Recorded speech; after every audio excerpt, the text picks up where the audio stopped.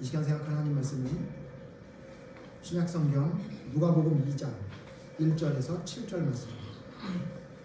신약성경 89페이지는 누가복음 2장 1절에서 7절 말씀 찾으셔서 일어나셔서 교독하겠습니다. 마지막 7절은 같이 읽겠습니다.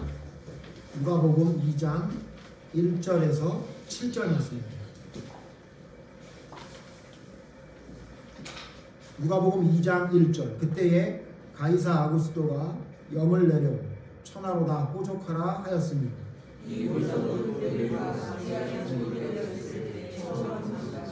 모든 사람이 호족하러 각각 고향으로 돌아가며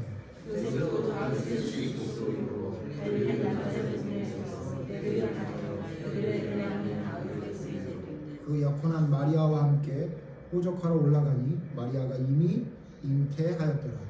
거기 있을 그때 회산할 날이 차서 같이 읽습니다. 첫 아들을 낳아 강보로 싸서 위에 뉘었으니 이는 여관에 있을 곳이 없음이로라. 아멘.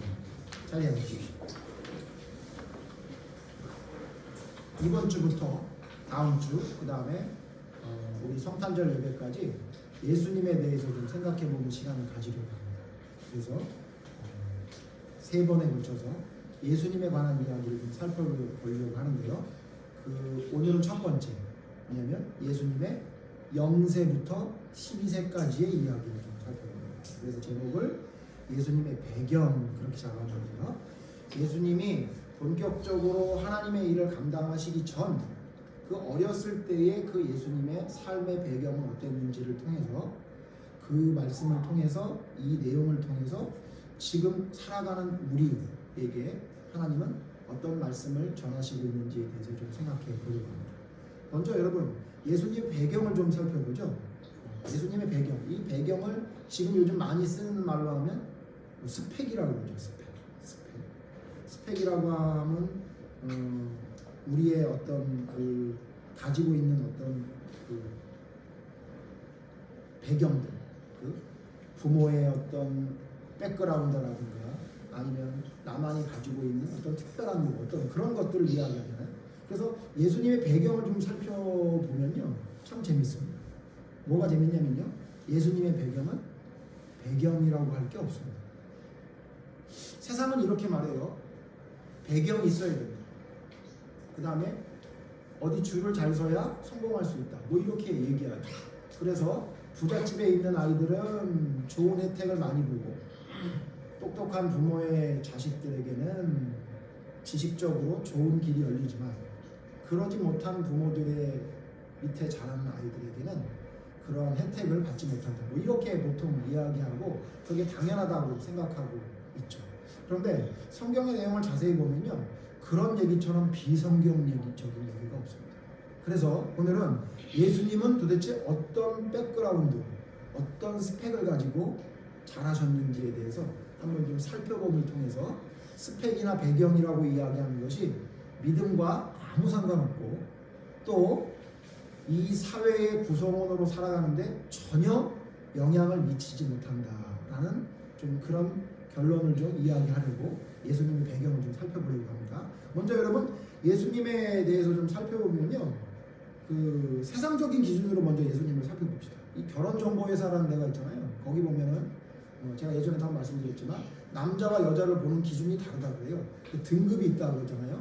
무슨 뭐 고기도 아닌 등급이 있는데 그 등급 중에 여자는 뭘 제일 많이 보냐면 여자는 뭘 많이 볼 것 같아요? 맞아요. 외모와 나이를 본답니다.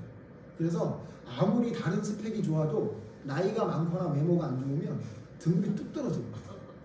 그래서 제가 어디 글을 봤는데 여자가 굉장히 사회에서 성공해가지고 연봉이 1억이 넘는 거예요. 근데 자기 등급이 3등급이랍니다. 이유가 뭐냐? 나이가 39이에요. 그러면 등급이 뚝 떨어진다. 그렇죠? 안타깝죠. 그게? 그럼 남자는 뭘 볼까요? 맞아요. 남자는 무조건 능력만 봅니다. 심지어 인물도 순위에서 3번, 4번으로 밀리더라고요. 남자는 뭐냐면 능력만 있으면 돼요. 그래서 그대로 제가 그래서 그 결혼정보회사 그 설문을 하는 게 있어서 제가 들어가서 저를 입력해봤습니다.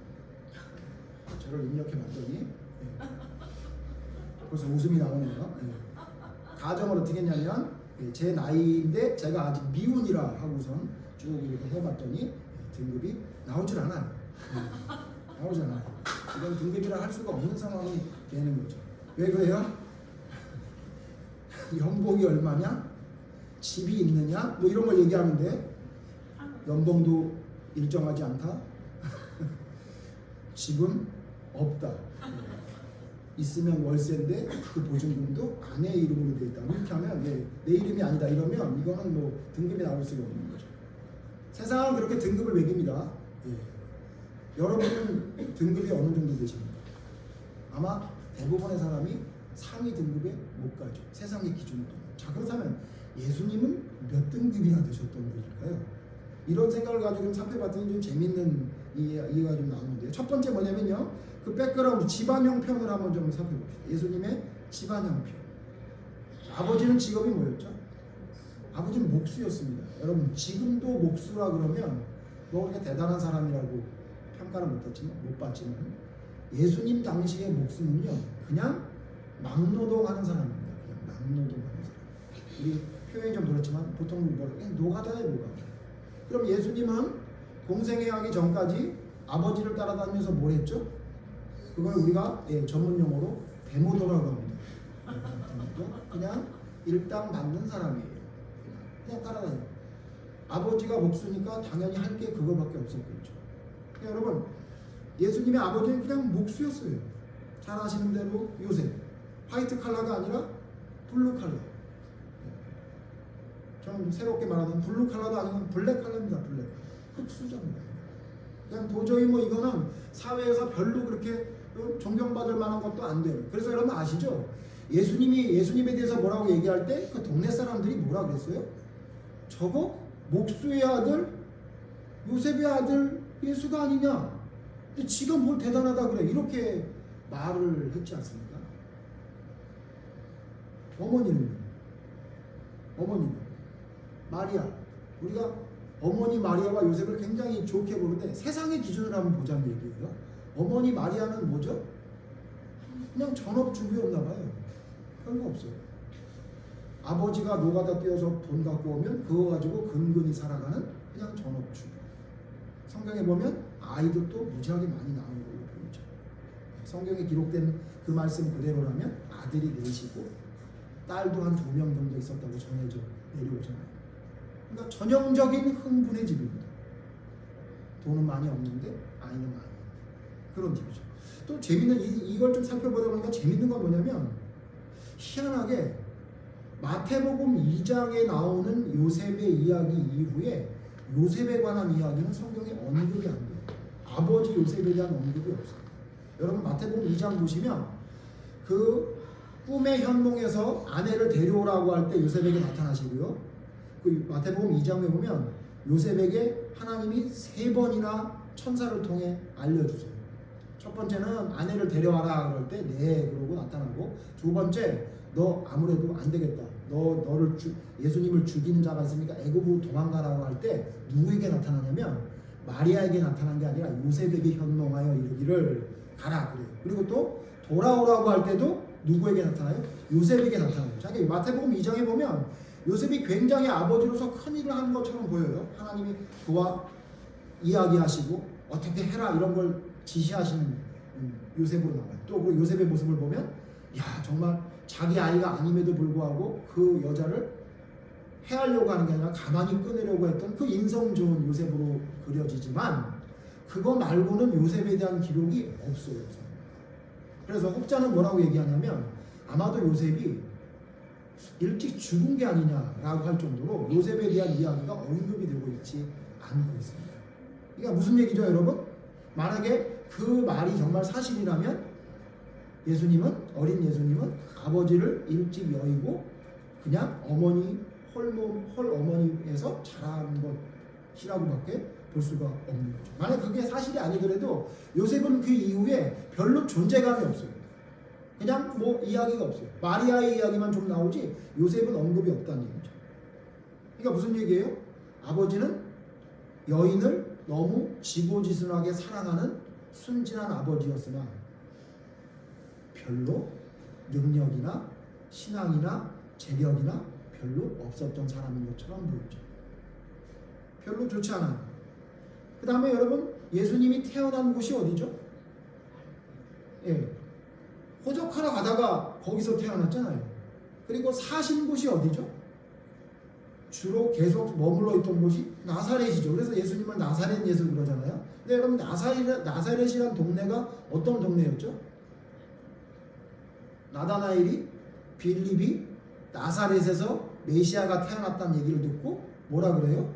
야, 무슨 나사렛에서 선한 것이 나타나느냐라고 얘기할 정도로 나사렛이란 동네는 굉장히 그때 당시에 사람이 보기에도 별 볼 일 없는 동네였어요. 지금으로 말하면 우리 교회가 있는 전대리 같은 데죠. 여러분 어디 가서 전대리 그러면 얼마나 사람들이 웃지 않아요? 그냥 동네만 얘기 들어도 웃을걸요. 저도 수십 년 동안 10여 년 동안 어디 살았냐면 둔전리에 살았어요. 어디 가서 주소 얘기해달라고 해서 둔전리 그러면 어디요? 어디요? 이렇게 물어봐요. 그죠? 창피해요. 그래서 그게 너무 창피한 나머지 저희는 동으로 이사를 했습니다. 농담이고요. 네. 그렇잖아요. 그러니까 예수님 당시에 둔전리나 전대리 같은 데 사신 거예요. 예수님. 여러분 뭐 서울에 있는 애들 만나가지고 우리 저 태서도 학교 너 어느 학부냐? 그러면 나 둔전리 학부냐? 그러면 애들이 뭐라 그래요? 그게 어딘데 그러지 않겠어요? 강원도야? 이럴 거라고요. 그죠? 그러니까 그런 데 사셨던 거예요. 그러니까 학군도 별로 안 좋고요. 동네도 별로 좋지 않아요. 뭐 별로 사람들이 보기에도 좋지 않은 동네, 그냥 시골 촌구석에 태어난 거예요. 그리고 거기서 자란 거죠. 그러니 여러분, 예수님의 교육 수준은 어땠을 것 같아요? 여러분, 성경에 예수님의 교육 수준에 대해서 얘기한 게 있나요? 없죠. 지금으로 말하면 뭐죠? 검정고시입니다. 뭐 그냥 독하게 자기 혼자 그냥 한 거지, 무슨 엄마 아빠가 무슨 뭐 어디를 보내주고 이런 거 없어요. 사도 바울은 자기를 이야기할 때 뭐라 그랬죠? 나는 가말리알 문화에서 공부한, 가말리알이라는 선생님 밑에서 공부한 사람이야, 이렇게 자랑을 했는데 예수님 뭐라 그래요? 아무것도 없어요. 그냥 아버지 밑에서 그냥 데모더만 했어요. 아무것도 아니에요. 목수도 아니에요. 목수가 아닌 걸 어떻게 알 수 있어요? 예수님이 그 이후에 무슨 나무로 뭘 만들었다는 얘기가 하나도 없잖아요. 네? 그런 거 하나도 없어요. 그냥 아빠 따라다니면서 그냥 도와주고 그냥 순종했던 거 말고 아무것도 없어요. 그 다음에 여러분 그 사람의 그 배경을 좀 알아보려면 또 중요한 게 뭐죠? 그 주변에 있는 사람들. 그 사람들을 살펴봐야 되죠. 여러분, 예수님이 아는 사람 중에 제일 유명한 사람이 누구예요? 세례요한이 세례요한. 친척이잖아요. 근데 여러분, 세례요한 유명은 한데 대단한 사람처럼 보여요? 어디서 지내요? 집도 없이 광야에서 자고 있고. 그죠? 그 다음에 메뚜기가 석청 먹으면서 죽기는 또 왜 이렇게 빨리 죽었는지 30대 초반에 죽었잖아요. 그러니까 예수님의 배경을 살펴보면요, 뭐 대단할 게 아무것도 없어요. 그렇죠? 더 중요한 게 뭐냐면요, 그 부모와의 관계 혹은 그 인간관계를 보면요 더 비참합니다. 첫 번째, 여러분 보세요. 첫 번째 부모님 한번 살펴보죠. 여러분, 부모가 우리가 좀 전에 살펴본 대로 요셉과 마리아였는데 그 부모가 예수님이 누군지 정확히 알았습니까? 우리는 단편적으로 보면 알았지 않겠어요? 처녀가 잉태하여 아이를 낳는다고 했는데 그거 알았다고 그러고 데려왔던 요셉이나, 처녀의 몸인데 아이를 낳는다고 그러니까 예, 주의 계집종이오니 순종하겠습니다 했던 걸 보면 그 요셉과 마리아가 예수님이 어떤 분인지 분명히 아는 거 아닙니까? 라고 생각할 수 있는데요, 성경 보니까 그래요? 아니에요. 전혀 몰랐던 것 같아요. 성경 하나 찾아보죠, 여러분. 전혀 몰랐던 것처럼 보이는 게 왜 그러냐면요, 누가복음 2장 18절, 우리 지금 봤던 누가복음 2장, 우리 읽진 않았지만 좀 뒤로 가면 2장 18절 한번 읽어보죠. 다 같이 읽어보죠. 시작. 다 목자들이 예수님이 태어났어요. 여러분 잘 아니까 이건 우리가 설명 짧게 하죠. 예수님이 호적하러 가다가 여관이 없어서 동물들이 잠자는 그곳에 들어가서 거기서 있다가 아이를 낳아서 구유에 뉘었다고 했잖아요. 이것만 봐도 얼마나 가난했겠어요. 이거 뭐 사람들이 많이 가서 잘 여관이 없었다고 얘기하겠지만 여러분 돈 많은 사람이 여관 못 구합니까? 구합니까? 무조건 구하죠. 굉장히 가난했다고 봐야 되는 거죠. 그러니까 잘 데가 없으니까 여관을 못 구하니까 그냥 남의 집 빌려가지고 거기에 있는 헛간에서 그냥 예수님을 낳은 거 아니에요? 그죠? 근데 그때 예수님의 그 탄생한 소식을 듣고 누가 찾아오죠? 지금 우리가 봤던 누가복음 2장에는 밖에서 밤에 자기 양떼를 지키던 목자들에게 천사가 나타나서 예수님이 탄생했다는 얘기를 듣고 목자가 찾아가요. 그 목자가 찾아가서 얘기한 걸 듣고예요. 그 목자가 찾아가서 얘기한 걸 듣고 그랬더니 뭐라 그러냐면 듣는 자가 다 목자들이 그들에게 말한 것을 놀랍게 여기되 라고. 여기 듣는 자에 누구도 포함되는 거예요? 엄마 아빠도 포함되는 거예요. 왜죠? 다음 절 보세요. 19절 같이 시작. 마리아는 이 모든 말을 마음에 새기어 생각합니다. 그러니까 마리아도 무슨 말인지 못 알아들은 거예요. 놀라운 얘기를 하는 거예요. 그리고 뭐라고 생각했냐면 생각은 하고 있자. 무슨 말인지 모르겠지만 이랬던 거예요. 그러니까 무슨 얘기냐면 여기 지금 천사가 와서 목자가 와서 뭐라고 얘기해요? 천사들이 자기에게 찾아와서 얘기했던 거. 오늘날 다윗의 동네에 구주가 나섰으니 곧 그리스도 주시니라. 이 얘기를 듣고 그대로 가서 그리스도 메시아가 태어나셨다며요. 저 그분 찾으러 왔습니다. 이렇게 얘기한 거죠. 그랬더니 그 얘기를 듣고 엄마 아빠가 헐 놀라운데? 이렇게 생각한 거예요. 자, 왜 그런가 했더니 이게 왜 그런가 했더니 이유를 알겠어요. 제가 좀 생각해 봤더니 여러분 요셉을 찾아왔죠. 천사가 요셉을 찾아와서 요셉에게 뭐라고 얘기하죠? 두 가지 얘기를 합니다. 마태복음 2장에 보면 두 가지 얘기를 해요. 첫째 무슨 얘기를 하죠? 첫째, 이 아이는 이제 우리를 구원할 구원자다. 이름을 뭐라 그래라? 이름을 예수라. 예수라는 이름의 뜻이 뭐라 그래요? 자기 백성을 저희 죄에서 구원할 자. 이제 구원자가 태어난다. 이름을 예수라고 지어라. 그래서 예수라고 이름을 줬어. 그 다음에 두 번째 뭐라고 얘기했냐면요. 이 아이는 누구의 아이가 아니라 성령님을 통해 잉태한 거다. 그래서 구약에 있는 말씀 인용하면서 뭐라 그래요? 처녀가 잉태하여 아들을 낳으리니 이렇게 이름을 예수라 그래요. 근데 제가 볼 때 요셉은 뭐에만 집중하고 있었냐면요. 누구 애가 아니에요? 이거 처녀가 아이를 낳은 거예요? 됐네. 그럼 데려가야 되네. 왜냐하면 아내를 너무너무 사랑했다는 거죠. 거기에 집중한 게 아닌가 싶어요. 분명히 그때 얘기했어. 뭐라 그랬냐면 구원자다 이렇게 얘기했는데 구원자를 메시아라고 얘기하니까 헐 이런 거예요. 그러니까 지금 요셉은 뭐에만 집중하고 있냐면 아내에게만 집중하고 있었지 구원자라고 했던 그 예수란 이름에 집중하지 않는 거예요. 그러니까 놀라는 거예요. 아니 처녀가 낳았다는 건 내가 믿게 되는데 이 애기가 메시아라고? 헐 이렇게 생각하는 거죠. 자, 그 이야기는요 또 이어져요. 2장 여러분 33절부터 뒤로 넘기면 33절에 나와요. 33절에 예수님이 태어난 지 40일 만에 결례를 행하려고 성전을 찾아갔는데 거기서 사람을 만나요. 두 사람을 시므온과 안나. 그때 시므온을 만나서 시므온이 기도를 하고 나니까 33절 보세요. 누가복음 2장 33절 뭐라고 얘기하냐면 시작. 그의 부모가 그에 대한 말들을 놀랍게 여기다. 뭐라고 얘기해요? 그는 내 눈이 주의 구원을 보았사오니 이는 만민 앞에 예비하신 것이요 이방을 비추는 빛이요 주의 백성 이스라엘의 영광입니다. 이렇게 시몬이 얘기하니까 부모가 그 얘기를 듣고 헐 이게 무슨 얘기야 이런 거. 만약에 예수님이 진짜 구원자 메시아라는 걸 알았다면 놀랄 일이 없잖아요. 놀란 거예요. 그러니까 무슨 얘기냐면 예수님의 아버지와 육신의 아버지와 어머니는 예수님이 진짜 메시아가 되셔서 우리를 위해 십자가를 지고 돌아가실 그리스도라는 사실을 모르는 거예요. 제대로 모르는 거예요. 그냥 어떻게 생각한 거냐면 우리에게 아이를 주셨네. 근데 이게 기적처럼 낳게 해주셨네. 우리가 잘 키워야지 이렇게 생각한 거예요.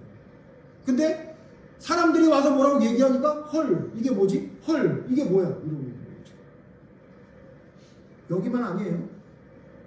여러분 12살 때 이야기 누가복음 2장에 또 나오는데 2장 50절 보세요. 2장 50절 예수님이 49절에 뭐라 그래요? 여러분 잘 아시는 말씀이시죠? 12살 때 예수님을 놓쳤어. 그래가지고 하루 길을 내려온 다음에 다시 돌아가서 예수님을 며칠 만에 만났어. 그리고는 예수님이 성전에 앉아서 거기는 교사들하고 문답하는 걸 보실 때 예수님 뭐라 그랬냐면, 아니 왜 찾으셨습니까? 내가 내 아버지 집에 있을 줄 모르셨습니까? 이렇게 얘기하면, 만약에 진짜 메시아인 줄 알았다면 부모가 뭐라고 반응해요? 아, 내가 몰랐네, 내가 착각했네, 아 그렇지, 너 아버지 집에 있는 게 맞지, 이랬어야 되잖아요. 근데 이 말을 듣고 뭐라 그래요? 50절 같이 읽어보죠. 시작. 그 부모가 그가 하신 말씀을 깨닫지 못하고. 얘가 지금 무슨 얘기를 하는 거야? 네 아버지가 난데 아버지 집에 있었다는 얘기가 무슨 얘기야? 이렇게 생각했다는 거예요. 단 그 말을 마리아는 마음에 뒀다라고 51절에 얘기하는 것 뿐이지, 마리아도 요셉도 예수님이 진짜 하나님의 아들이라서 성전에 당연히 계시는 진짜 몸이 성전이 되셔서 우리를 위해 대속하실 메시아였다는 걸 제대로 알지 못했다는 거예요. 자, 그러니까 이거를 지금으로 말하면 뭐죠? 부모와 자식이 뭐가 안 되는 거예요? 소통이 안 되는 거예요. 내가 이렇게 말하는데 엄마 아빠 못 알아들어요. 그리고 놀랍게만 하고 있는 거죠. 답답한 거죠. 자, 그러면 부모가 말이 안 통하면 누구라도 말이 통해야 돼요. 형제들하고 말이 통해야 돼요.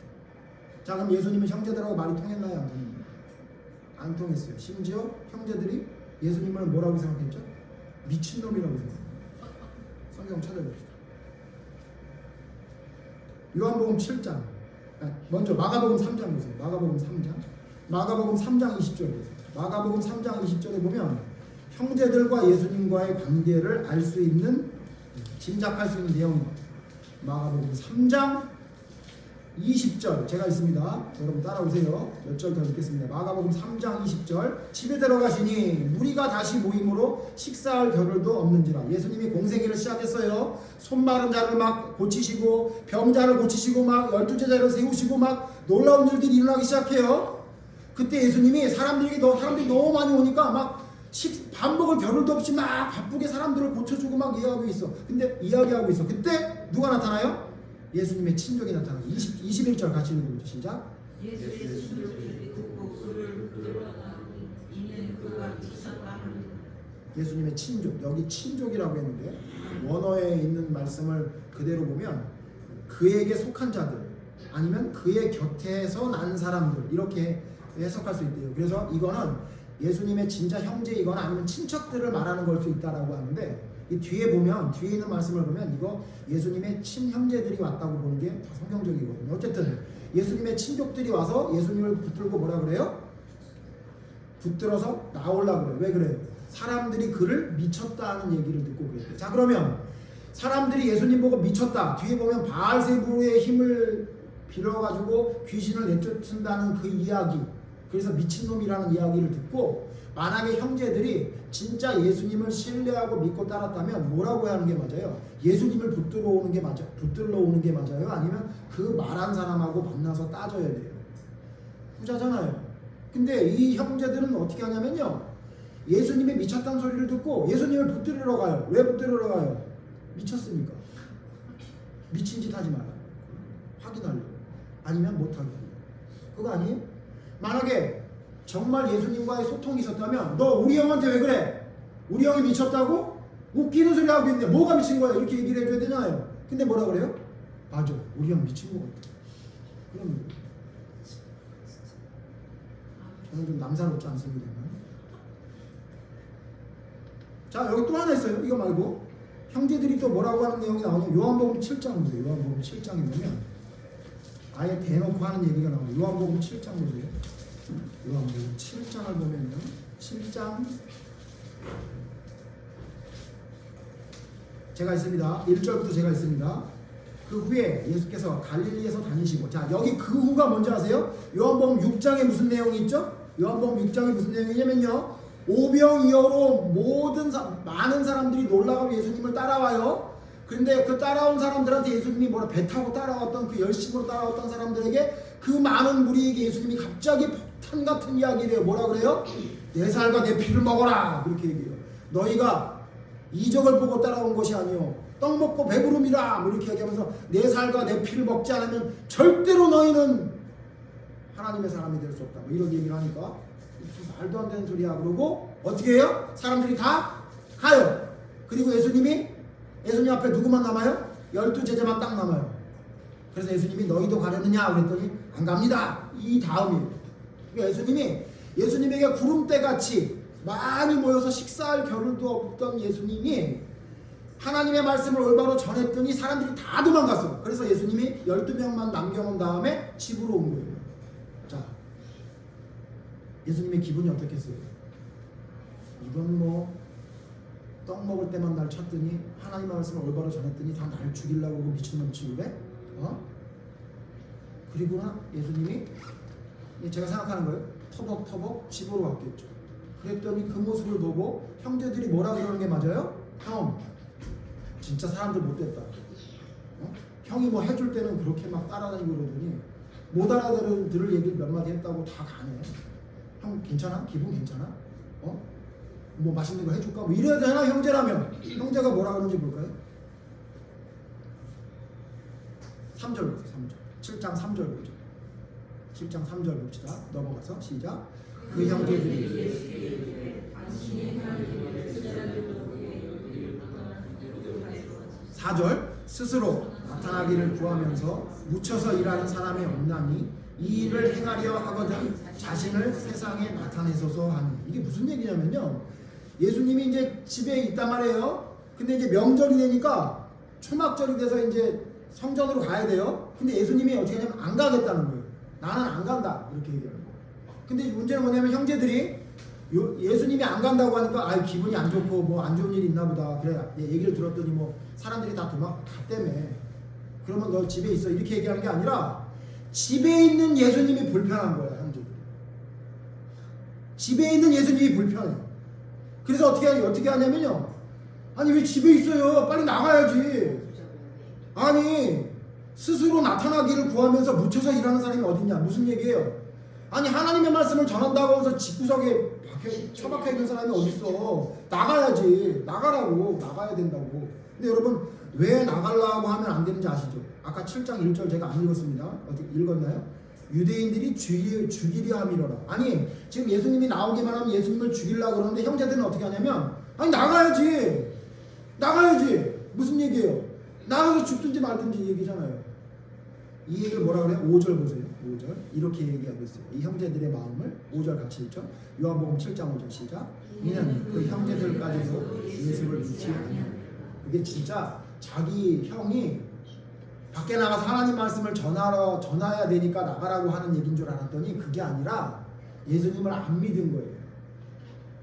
아이고 뭘 또 사람들 데리고 다닌다고 하면서 수만 명 데리고 다니고 막 쇼를 하더니 아이고 또 말도 안 되는 얘기해가지고 사람들 다 도망갔네. 아이고 저 모자란 거 저거. 여기 왜 숨어 있어? 나가서 전해. 사람들이 너를 죽인다고 한다고 너 겁나서 그런 거 나가야지. 왜 집에 있어? 너 여기 집에 있으면 우리도 불편해. 우리 무슨 일 생길지 몰라. 그냥 나가라고. 야 명절인데 나가야지. 왜 여기 있니? 이렇게 얘기하는 거예요. 왜? 예수님을 믿지 않냐 하는 거예요. 자기 형제들도 예수님을 안 믿었어요.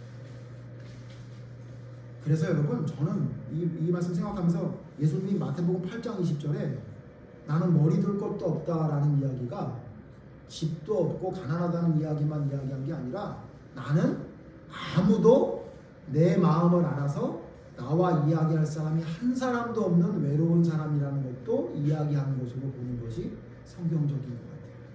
자, 지금 우리가 성경에 기록되어 있는 예수님의 그 어렸을 때의 그 이야기를 통해 예수님의 배경, 스펙을 살펴봤어요. 어느 것 하나 예수님에게 우리가 정말 이건 좋다라고 할 수 있는 예수님의 배경이 있습니까? 하나도 없어요. 형제들이 무시해요.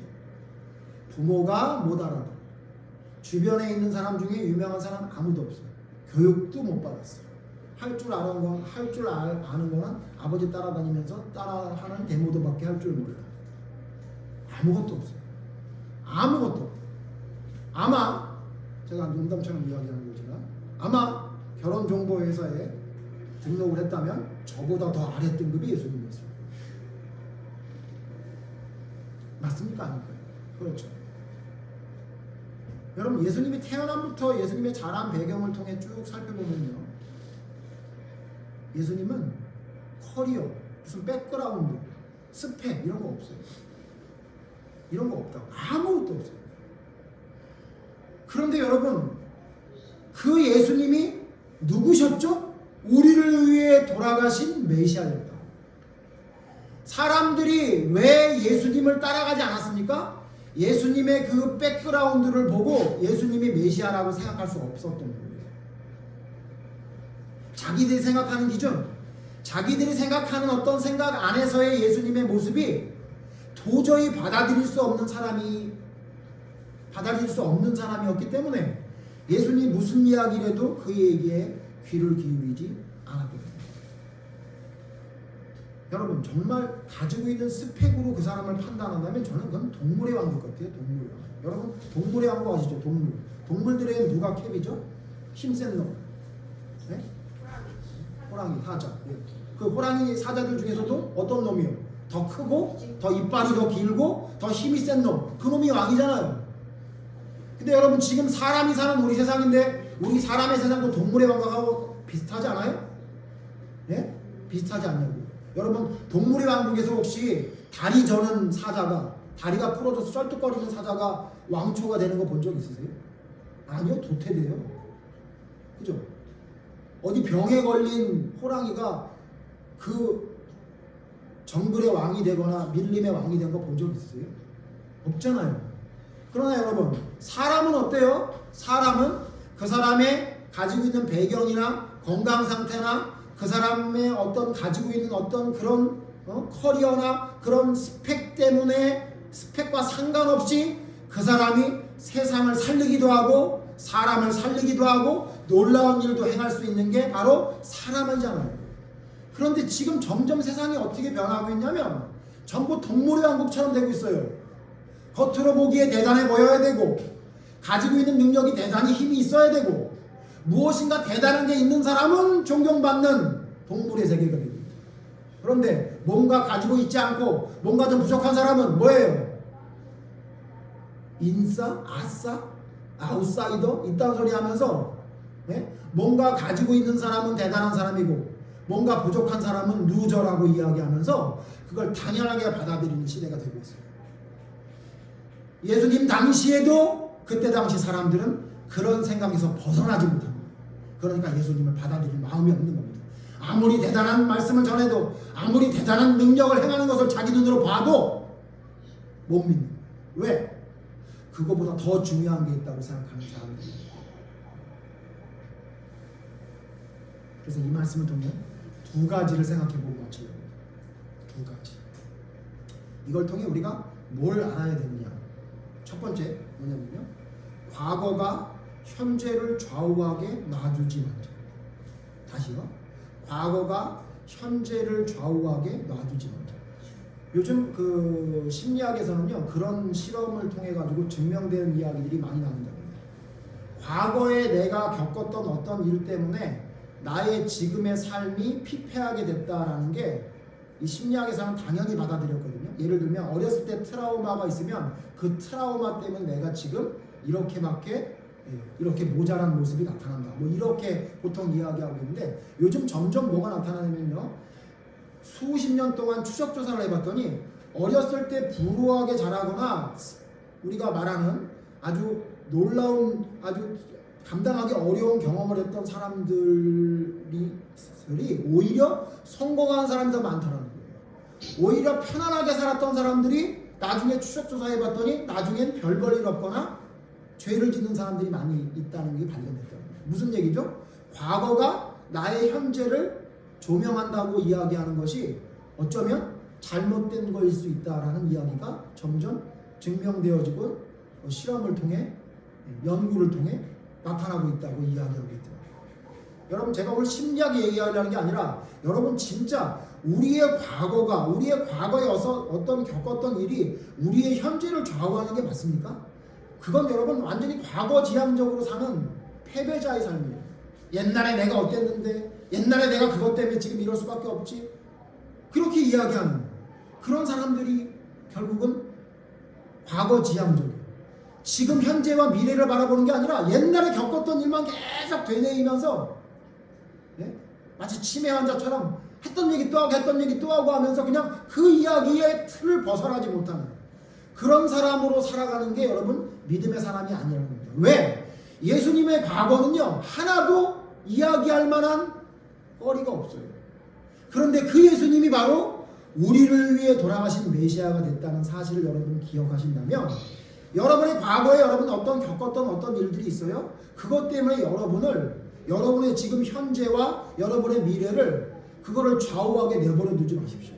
내가 어렸을 때 너무 힘들었어가지고 지금 어쩔 수밖에 없어. 이런 나약한 얘기 하지 말라는 거죠. 저희 어머니 여기 계시는데 저희 어머니 이거는 제가 한번 말씀드렸지만 저희 어머니는 특별하신 게 여러 가지가 있지만 제일 특별하신 게 밥을 많이 드세요. 80대 중반이 되셔도 저보다 밥을 많이 드십니다. 어느 날 이제 차를 타고 가다가 저한테 얘기를 하는데 어머니가 이렇게 말씀하시더라고요. 내가 어려서 계모 밑에 자라면서 밥을 너무 못 먹어서 그것 때문에 너무 내가 이 밥에 대한 어떤 트라우마 같은 게 생겼는지 보기만 하면 자꾸 먹고 싶은 마음이 생긴다. 이런 말씀을 하시길래 제가 농담처럼 이렇게 말씀드렸어요. 어머니 그거 제가 잘 아는데 근데 어머니 그 옛날에 트라우마를 겪었다고 하는 것을 덮을 만큼 지금 너무 많이 드시는 거 아니세요? 아니 옛날에 못 먹은 것보다 지금 너무 많이 드셨는데 그랬더니 저희 어머니가 같이 웃으시면서 하긴 그래 그러시더라고요. 예, 진짜요. 제가 볼 때 어렸을 때 못 먹은 것보다 제가 10배 이상 더 드시는 것 같은데 제가 볼 때 어머니 드신 총량을 보면 제가 죽을 때까지 먹은 총량보다 훨씬 많으실 거라고 저는 믿고 있습니다. 제가 그래서 어머니 이제 예전에 그 계모 때문에 당한 건 좀 털어내실 때 되는 거 아니에요? 그런데 그 다음부터 어머니 밥을 좀 줄이셨다고 얘기하시더라고요. 여러분 우리가 있잖아요. 옛날 과거에 이렇게 머물러 살면요. 거기에서 벗어나질 못해요. 그러면 내 현재의 삶이 계속 문제가 생기는 거예요. 과거는 다 여러분 지나간 거예요. 그 지나간 거 왜 매몰됩니까? 그때 우리 부모가 나를 뭘 안 해줬어. 그때 내가 어떤 일을 겪어서 내가 힘들어. 여러분 그런 트라우마 같은 거 여러분 믿음의 사람이 왜 거기에 머물러 있습니까? 예수님의 여러분 어렸을 때의 삶을 우리가 살펴봤는데 예수님의 어렸을 때의 삶 중에 우리가 좀 본받고 그렇게 살고 싶을 만한 좋은 게 한 가지도 없잖아요. 그런데 그 예수님은 그런 상황에도 우리를 대신해 돌아가는 메시아가 됐다면 그분을 따라가는 우리가 왜 과거에 있었던 그런 좋지 않은 기억에서 벗어나지 못하고 있는 거예요? 물론 과거의 좋은 기억에서도 헤어나지 못하는 것은 올바르지 않지만 과거에 나에게 어떤 일이 있었는지 그것 때문에 나의 지금 모자란 모습을 자꾸 합리화하려고 하는 생각이 있다면 이건 잘못된 거예요. 어떤 사람은 그래요. 제가 저희 어머니 말씀드렸지만 나는 어려서부터 우리 부모님한테 배려하는 게 뭔지를 못 배워서 나는 배려가 잘 안 되나 봐. 나는 어려서부터 우리 부모님 맨날 싸우고 막 그러는 것만 봐가지고 나도 자꾸 이렇게 싸움하면 싸움 딱이 됐나 봐. 어려서부터 그냥 나는 배운 게 그냥 엄마가 잘못하면 아빠 핑계대고 아빠가 잘못하면 엄마 핑계대가지고 그걸 맨날 보고 자랐더니 나는 맨날 핑계만 하는 것 같아. 뭐 그런 얘기 하죠 여러분. 예? 우리 아빠는 말이 없어가지고 말 없는 아빠 밑에 있다 보니까 내가 말을 잘 못하게 된 것 같아. 우리 엄마 맨날 푼수처럼 묻고 얘기하더니 내가 그래서 이렇게 푼수 같은가 하면 여러분 이러잖아요. 여러분 그게 좋은 건 따라하면 좋은데요. 여러분 그게 문제가 있다고 느껴져요? 그럼 여러분 옛날에 어떻게 배웠는지 그게 여러분을 왜 지금 현재를 지배하게 여러분 내버려 두십니까? 왜 여러분 현재를 좌우하게 놔두시냐고요. 여러분이 말을 안 해서 여러분이 신경질을 내서 여러분이 배려 안 해서 여러분이 자꾸 이상한 행동을 해서 어떤 사람에게 문제가 생기면 여러분의 과거가 어떻게 됐든 여러분이 어떤 영향을 줬든 그거 믿음으로 잘라내야 되는 거잖아요. 그게 여러분을 왜 좌우하게 내버려 두십니까? 그게 무슨 하나님의 올바른 말씀대로 따라가는 신앙입니다. 너무 과거지향적인 삶을 살아가요. 여러분 믿음의 사람은 미래지향적인 사람이 하늘의 시민권이 있어서 하늘을 바라보고 사는 사람이에요. 그래서 내 원래 성품이 어쩌는지 모르겠지만 나는 그리스도로 새롭게 된 피조물이니 이제부터는 내가 산 것이 아니요 내 안에 있는 예수 그리스도라고 고백했던 사도 바울의 고백이 내가 되어야 되는 거야. 아직도 옛날에 있어서 나 어렸을 때 우리 아빠가 나 어렸을 때 내 환경이 이딴 소리만 하면서 지금 현재의 나의 부족한 모습을 자꾸 괜찮다고 어쩔 수 없다고 이야기하고 있는 모습이 믿음의 사람의 모습이 아닌가. 여러분 그래서는 안 됩니다. 오늘 시간 때문에 안 찾아보겠지만 여러분 이 과거 지향적으로 사는 사람의 특징이 뭐냐면 배려하지 않고 원망하고 핑계하고 예? 자신을 돌아보지 않고 신경질적인 반응을 내는 사람들이거든요. 성경에 그런 사람이 누군지 아세요? 그게 누구냐면 요셉의 형제, 그러니까 야곱의 아들 11번째 아들 요셉의 형제 르우벤과 유다가 그래요. 여러분 얘기 아시죠? 곡식을 구하러 갔다가 예? 시므온까지 남겨놓고 베냐민 데리고 오라는 얘기를 듣고는 곡식만 가지고 집에 돌아오잖아요. 근데 집에 돌아와서 아버지한테 그 얘기를 하면서 곡식을 내려놨는데 문제가 뭐예요? 곡식 안에 뭐가 있어요? 돈이 그대로 있는 거예요. 그러니까 아버지가 어떻게 해요? 야, 시므온도 놓고 오고 요셉은 니네들이 옛날에 죽었다 그랬고 이젠 베냐민도 데려오라고? 야, 나 그거 못한다. 나 그거 못한다. 그래요. 그때 여러분 르우벤이 뭐라 그래요? 성질을 내요. 아버지! 만약에 잘못되면 내가 책임질게요. 그렇게 성질을 내요. 그 다음에 여러분 그래도 아버지가 안 된다 그러니까 그 곡식이 다 떨어질 때까지 어떻게 해요? 그냥 먹고 기다리죠. 그러다 곡식이 떨어지니까 아버지가 뭐라 그래요? 얘들아 가서 곡식을 더 사와야 되겠다 그러죠. 그때 누가 나섭니까? 유다가 나서 넷째 유다가 나서서 뭐라 그래요? 뭐라고 얘기하는지 찾아볼까요? 여러분 시간도 찾아봅시다. 창세기 43장 10절 이렇게 말해요. 유다가 뭐라고 하냐면 창세기 43장 10절에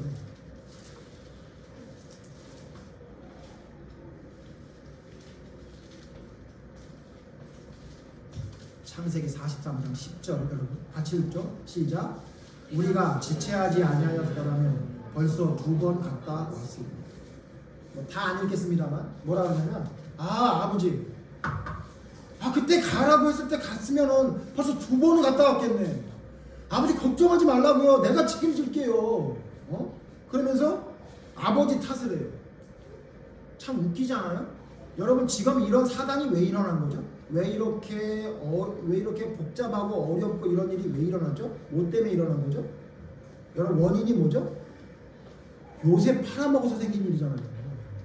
예? 요셉 팔아먹어서 생긴 일 아니에요? 그런데 모든 것이 자기 잘못은 없어요. 너희들은 왜 막내 동생이 있다 그랬냐 그랬더니 아버지 얘기하다 보니까 나온 거예요. 내가 무슨 동생을 팔아먹으려고 그런 게 아니라 그거 우리 가족을 물어보니까 얘기하다 보니까 나온 거라고요. 참 답답하시네 진짜. 베냐민 데려갔다 올게요. 그렇게 얘기하고 있잖아요. 아버지의 심정이 어떤지, 아버지가 지금 얼마나 힘들지. 그래 우리가 팔아먹었잖아 동생. 그러니까 아버지가 얼마나 상심을 하겠니. 거기다가 시므온도 놓고 왔지. 베냐민까지 데리고 올라가려고 하니까 아버지가 얼마나 힘들겠어. 그리고 아버지를 이해하고 배려해서 얘기하는 건 없고요. 자기 생각이에요. 답답해. 아버지 갔다 왔으면 2번 갔다 왔겠는데. 네? 우리 태서하고 태준이는 엄마 아빠한테 그런 얘기는 안 하죠. 답답해 엄마 말대로 했다가 아빠 말대로 했다가 짜증나 죽겠어. 그런 얘기는 안 하죠. 그랬다가 아주 그냥 옥상에서 봐야 되죠. 아빠가 가만히 있지 않겠지만, 그죠? 보세요, 지금 하는 꼬라지를 보세요. 얘네들이 지들이 잘못해놓고 모든 잘못을 아버지 탓으로 돌리고 오로지 뭐가 있냐면 과거에 가 있어. 아버지가 그때 이랬으면 그때 이렇게 하라고 그랬을 때 아빠가 이랬으면 전부 그냥 옛날에 자기의 옛날 과거에 사로잡혀 있고 오로지 그냥 자기가 잘못한 건 없고 주변에 있는 잘못한 사람들만 이해하고 있죠. 이게 과거지향적인 사람. 그러나 여러분 요셉 보세요. 요셉은 그렇게 억울한 일을 당하면서도 뭐만 바라봤어요? 요셉은 뭘 바라보고 견딜 수 있었죠? 꿈! 하나님이 내게 주신 꿈! 2번이나 똑같은 꿈 준 꿈! 내가 지금 여기서 이렇게 끝날 인생이 아니다. 그 꿈을 생각하면서 그는 달려갔어요. 그러니까 과거에 있었던 그 어떤 일도 현재의 나를 좌우하지 않았어요. 과거에 어떤 경험을 했어도 그게 지금 나를 흔들지 못해요. 그게 믿음. 두 번째, 예수님이 어렸을 때 이 모든 배경을 살펴보면서 우리가 얻을 수 있는 두 번째 교훈이 뭐냐면요. 두 번째, 상황이 사명을 잠식시키지 못하게 하십시오. 상황이 사명을 잠식시키지 못하게 하십시오. 예수님이 우리 아버지 엄마는 무슨 말을 해도 하나도 못 알아듣는 형제들은 나보고 미친놈이라네. 저것들 봐라. 죽으라고 나가낸다 저것들.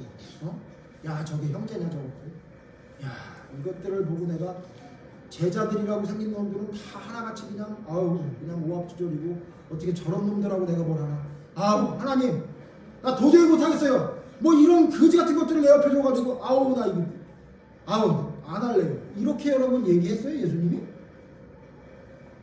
여러분 그 상황이나 그 과거에 있었던 모든 일들이 예수님의 사명을 조금도 잠식시키지 못했어요. 잠식이란 뜻이 무슨 뜻인지 아세요? 잠식이 누의 잠자에 먹을 십자에 잠식이 뭐냐면 누의 고치가 왜 이렇게 이파리를 뜯어먹잖아요. 뭐 요만한 벌레가 좀 크더라도 벌레가 먹어봐야 얼마나 먹겠냐고요. 그냥 내버려 두면 어떻게 되는지 아세요? 하루만 지나면 이파리 다 뜯어먹어요. 그걸 잠식이라고 해요. 뭔지 모르는 사이에 다 없어지고. 그게 뭐하고 똑같냐면 밀물 썰물일 때 땅인지 알고 갔다가 조개 잡느라고 정신없다 보니까 점점 뭐가 들어와요? 밀물이 들어와요. 이제는 나갈 수 없는 지경이 이르는. 그게 잠식이에요. 내가 느끼지 못하는데 조금씩 나를 잡아먹는 거예요. 여러분 과거에 매몰되어 있고 상황에 매몰되어 있는 사람은 그렇게 믿음과 사명과 하나님의 은혜가 잠식되는 거예요. 나도 모르는 사이에 사라져버려요. 상황이 여러분의 사명과 믿음을 잠식시키는 것을 여러분 그냥 좌시하지 마십시오. 상황이 왜 여러분의 사명과 여러분의 믿음을 흔들게 내버려 둡니까? 민수기 보면 그럼 잘 아시죠? 정탐꾼이 갔다 왔어요. 예? 엄청나게 큰 포도송이 한 송이를 들고 와서는 적과 꿀이 흐른 땅이라 그래요. 근데 여러분 이야기가 완전히 다르죠. 두 이야기가. 첫 번째 뭐예요? 야 먹을 건 많은데 그들이 장대한 거인들이라 그들 앞에 우리는 메뚜기다 라고 하는 자들과 아니다 나가자 그들은 우리 밥이다 이런 사람이 있었죠. 근데 백성들은 누구의 말을 들어요? 잘못된 이야기라는 정탐꾼의 말을 듣고 다 같이 백성이 울죠. 뭐예요? 상황이 사명을 믿음을 흔드는 거예요. 어떠한 상황도 나의 사명과 믿음을 흔들어서는 안 되는데 조그만한 잘못된 상황이 되면 우리는 흔들려요. 그랬다면 예수님은 아무것도 못하셨을 거예요. 우울증에 걸리셔서 정신과 치료를 받으셨겠죠. 자기 형제들까지 자기 미쳤다고 엄마 아빠는 자기 얘기를 못 알아듣고 있어요. 그런데 여러분 진짜 상황이 사명을 잠식시키지 못하는 유명한 사람 한 사람 있으면 그게 누굽니까? 다윗이에요. 다윗은요 골리앗 앞에 섰어요. 예? 골리앗 앞에 섰어요. 여러분 골리앗에 대한 이야기가 오늘 시간상 못 봤는데 사무엘상 17장 4절에 보면요 골리앗의 모습을 설명하는데 골리앗의 키가 지금으로 말하면 아무리 작아도 2m 70 좀 많이 잡으면 3m 그러니까 한 3m 되는 거인이었대요. 그가 입은 갑옷의 무게만 57.5kg 갑옷 무게만 60kg 아마 57.5kg짜리 옷을 입혀주면 제 아내는 기지도 못할 거예요. 그 다음에 그가 들고 있는 창이 있는데 창날 앞에 있는 창날 무게만 7kg 7kg가 어느 정도인지 아세요? 여러분 그 마트에 가면 10kg 쌀 나오는 거 있죠? 그거 거의 됩니다. 앞에 있는 창날 무게만 7kg짜리를 들고 있는 거인이 있었어요. 자, 그 거인이 뭐라 그래요? 야, 너희 중에 대표가 하나 나와가지고 나랑 싸워서 만약에 내가 지면 블레셋 니네가 먹어.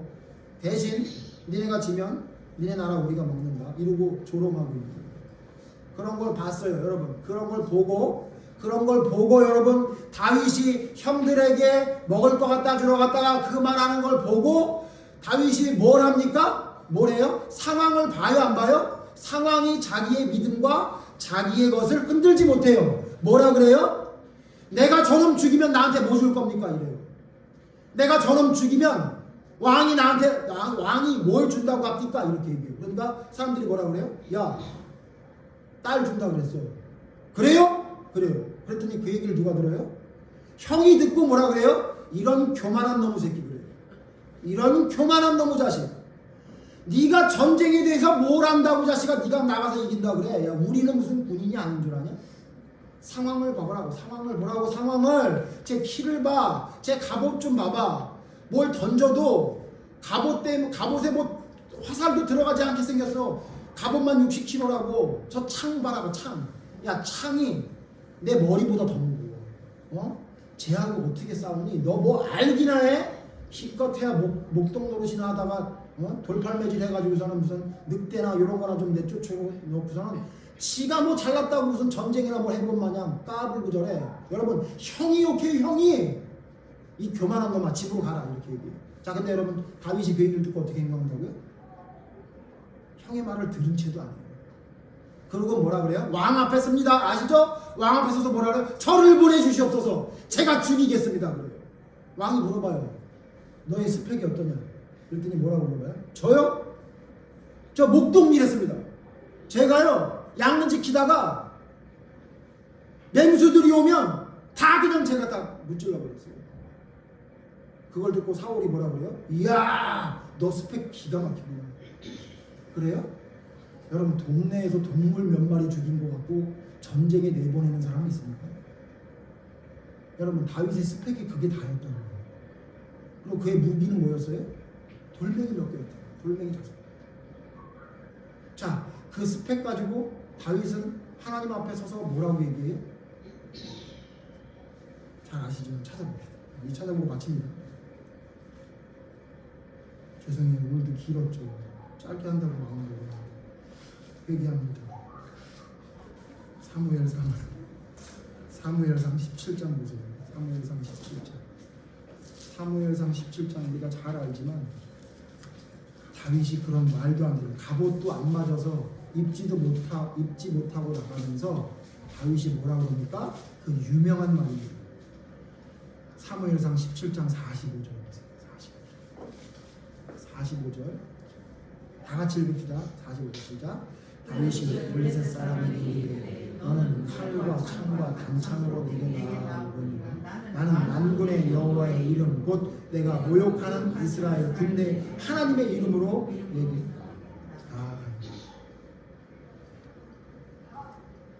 구원하심이 창과 칼이 있지 않고 여호와께 있음을 내가 너에게 보여주겠다.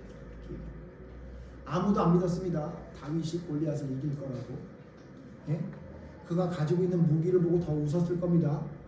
그가 가지고 있는 그 스펙이 얼마나 한심한지 사람들을 보고 웃었어요. 여러분, 그래서 골리앗이 그걸 보다 뭐라 그래요? 야, 너 지금 뭐 고무줄하러 왔냐? 너 장난하냐 지금? 니네 나라에는 니네 그런 애들밖에 없냐? 이러고 비웃죠. 그러나 여러분 아시죠? 어떻게 됐죠? 상황이 믿음을 잠식시키지 못하는 다윗이라는 한 사람의 그 놀라운 믿음이 골리앗을 쓰러뜨릴 수 있었습니다. 여러분, 예수님의 어렸을 때의 배경에 대해 살펴봤습니다. 여러분의 배경은 어떻습니까? 여러분 배경 괜찮아요? 별별일 없죠. 우리 뭐 내세울 만한 뭐가 있습니까? 우리 교회는요, 여러분 개인은요, 뭐 내세울 게 있어요? 없죠. 그러나 여러분, 우리의 배경이나 갖추어지고 있는 것이 없다고 해서 우리가 만약 세상 사람들처럼 흔들리고 별 볼 일 없다는 생각을 가지고 여러분이 낙심하고 살고 있다면 정신 똑바로 차십시오. 그건 믿음 아닙니다. 우리는 모든 것을 가진 자입니다. 아무것도 가진 것 없는 것처럼 보일지라도 모든 것을 가진 자예요. 그렇기 때문에 우리는 어떠한 상황에도 어떤 일 앞에도 절대로 굴복하지 않습니다. 하나님과 함께하면 반드시 부족한 우리를 통해 하나님의 놀라운 역사가 나타날 걸 믿기 때문에 과거에 어떤 일이 있었는지 내가 과거에 내세울 만한 게 어떤 게 있는지 그거 아무 상관하지 않고 지금 현재와 앞으로 살아갈 날들의 하나님의 말씀대로 능력을 행하심을 믿고 나아가는 사람입니다. 두 가지 말씀드렸습니다. 예수님의 배경 형편없었습니다. 그러나 그 예수님이 우리의 메시아가 됐듯 여러분의 과거가 여러분의 현재를 좌우하게 놔주지 마십시오. 그 나약함을 여러분 바로 세우십시오. 그리고 여러분 상황이 여러분의 상황, 여러분 어떤 상황이라도 여러분의 사명, 여러분의 믿음, 하나님의 약속 이런 걸 잠식시키는 것을 여러분 내버려 두십시오. 그게 예수님이 그와 같은 모습으로 우리에게 오신 이유입니다. 나보다 더 한심하게 태어날 사람 있어? 나보다 더 한심한 스펙 가진 사람 있어? 그런데 있잖아. 그럼 내가 이 세상을 구했다. 너 아무리 힘들고 어려운 상황, 아무리 낙심되는 일들이 너에게 있을지라도 흔들리지 마라. 내가 너와 함께하면 골리앗도 무너뜨릴 수 있고 가나안도 정복할 수 있다. 그렇게 하나님은 우리에게 말씀하고 있어요. 여러분에게 과거가 어떤지 잘 모르겠습니다. 그 과거에 매몰돼서 거기에 집중하면서 여러분 현재와 미래를 하나님의 뜻대로 살아가지 못하게 하는 그 잘못된 모습을 그냥 내버려 두지 마십시오. 우리는 예수님이 그랬듯 하나님의 능력을 나타내는 통로로 우리를 선택하셨습니다. 여러분의 믿음이 어떠한 상황에도 어떠한 과거의 어떤 일에도 흔들리지 않는 굳건한 올바른 믿음으로 서기를 간절히 바랍니다. 우리 오늘 말씀을 생각하면서 잠시 기도하죠. 시간이 지나도 하나님, 나는 과거의 나의 모습을 아직도 연민하고 따라가는 것 같습니다. 하나님, 지금 현재를 살아가야 하고 주신 사명대로 살아가야 되는 것이 나의 사명인데 하나님, 나는 과거에 매몰돼서 나의 현재가 너무나 형편없고 하나님의 뜻대로 살아가지 못하는 모습으로 살아가는 것 같습니다. 하나님, 상황이 나의 사명과 믿음을 잠식시키지 못하게 해주시옵소서. 나의 현재를 좌우하지 않게 하나님 이끌어 주시옵소서. 부족한 예수님을 통해서도 부족한 다윗을 통해서 부족해 보이는 세상이 보기에 부족해 보이는 그런 사람들을 통해 놀라운 하나님의 능력을 나타내는 것처럼 부족한 우리를 통해 하나님의 능력을 나타내는 올바른 믿음에 설 수 있게 해달라고 다 같이 기도하겠습니다. 하나님께서 우리를 선택하시지만 세상 사람마다는 하나님의 사람이라고 세상 사람처럼 살아가는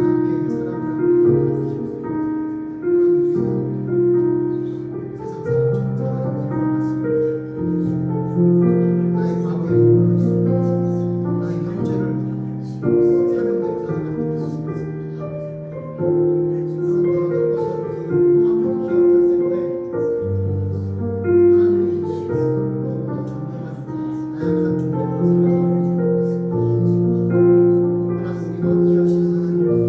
살아가는 아무것도 아닌 것 같은 세상이 보기에는 흠모할 것이 아무것도 없는 예수님 속에 놀라운 부의 삶을 주시고 부족한 하나님 부족한 하나님의 놀라운 나타내 주시옵소서.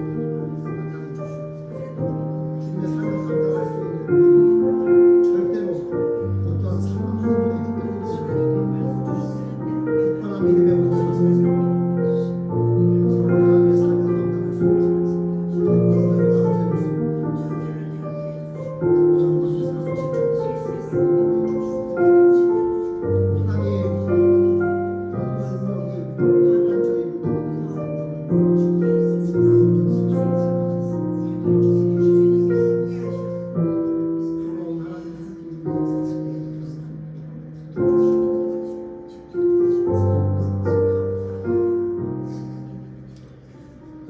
하나님, 우리는 하나님을 믿고 따른다고 하면서 마치 패배한 자처럼 살아가고 있는 것 같습니다.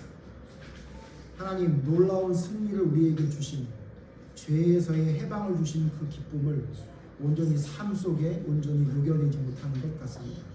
하나님, 저희들의 부족함을 용서해 주시고 저희들 과거의 어떤 일들이 우리의 현재를 좌우하지 않도록 하나님 올바른 믿음에 설 수 있도록 인도해 주시옵소서.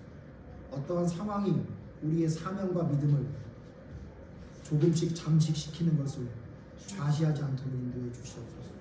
아무것도 아니었던 예수님 그 삶의 모습이 오히려 세상을 구원하는 메시아가 됐던 것처럼 하나님, 부족한 저희를 통해 하나님의 올바른 뜻이 바로 세워지는 놀라운 역사가 일어나기를 원하오니 부족한 것이 무엇인지를 찾아 과거에 매몰되어 있지 않고 온전히 지금 현실과 미래를 온전히 감사와 기쁨으로 살아갈 수 있는 올바른 믿음에 설 수 있도록 하나님 인도해 주시옵소서. 힘들고 어려울 때 예수님을 바라보게 해 주시옵소서.